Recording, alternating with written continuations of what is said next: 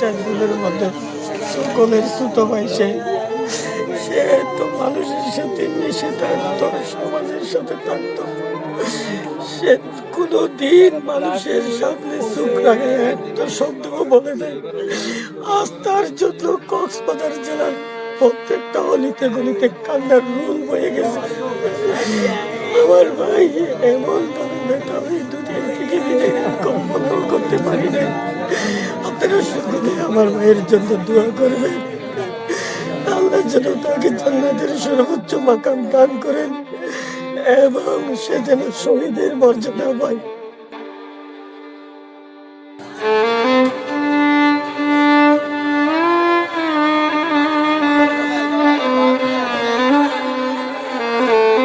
তার বাবা মারা যাওয়ার পরে ওনার বড় ভাইরা তার ফ্যামিলিকে গঠন করেছে এবং গঠন করার পরে তাদের ফ্যামিলির সমস্ত আঞ্জাম হিসাব নিকাশ সব কিছু এই ছোটো ভাই মেনটেন করত।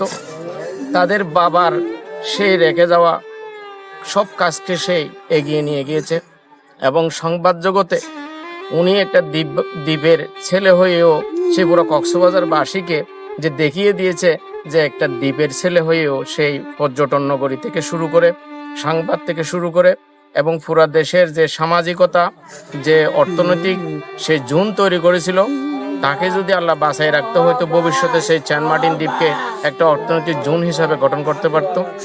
ভাগ্যের নির্মম পরিহাস, সেই রোজা অবস্থায় সে তার সৌদি আরব গমনের জন্য সে একটা ছোট্ট 3 দিনের প্রশিক্ষণের জন্য গিয়েছিল। আজকে শেষ প্রশিক্ষণ ছিল।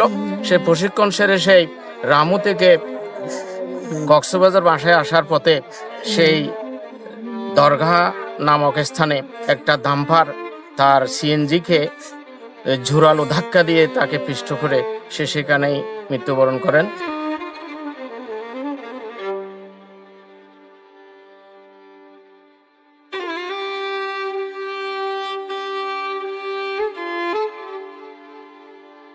অত্যন্ত মর্মাহত, সুখাহত, এটা ভাষা নাই বলার মতো।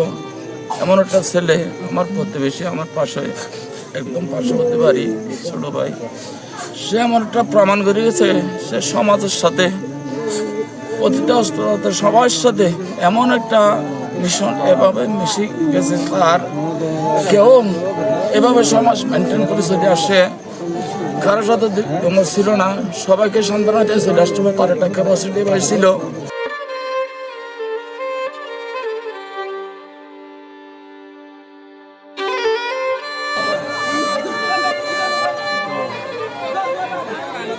আমার শৈশব থেকে তাদের সাথে আমার দীর্ঘদিন ধরে পথ চলা, এমন বন্ধুস্বরূপ আচরণ করতো, স্বভাব চরিত্র অনেক ভালো ছেলে।